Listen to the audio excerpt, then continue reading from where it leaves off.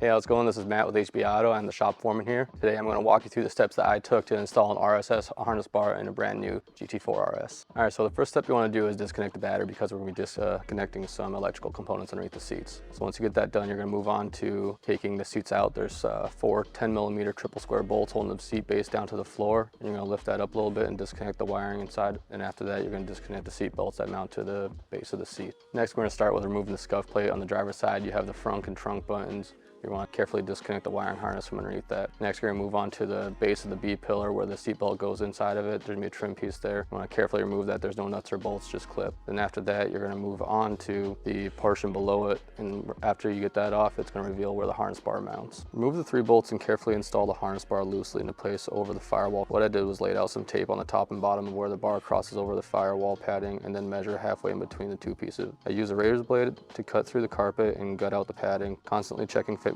as I went along. Then I installed the harness bar and bolted down fully into place, and I worked the carpet around to give it a good reveal. Next up is trimming the side panels around the harness bar. What I did was apply tape to the general area where the bar was going to be, then use Sharpie to roughly outline where it's going to need to be trimmed. I then start cutting with some shears and snips to get it rough shaped. I then grabbed a drum sanding bit and attached it to my angle grinder and slowly sanded away until I got the final fitment I wanted. I took some nice vacuum line and sliced it evenly down the length and fitted it through the trim panel to give a more attractive look. Then once it's all done, snap that piece into place and move on to the other side. Final steps for the harness bar is to just reinstall in reverse order.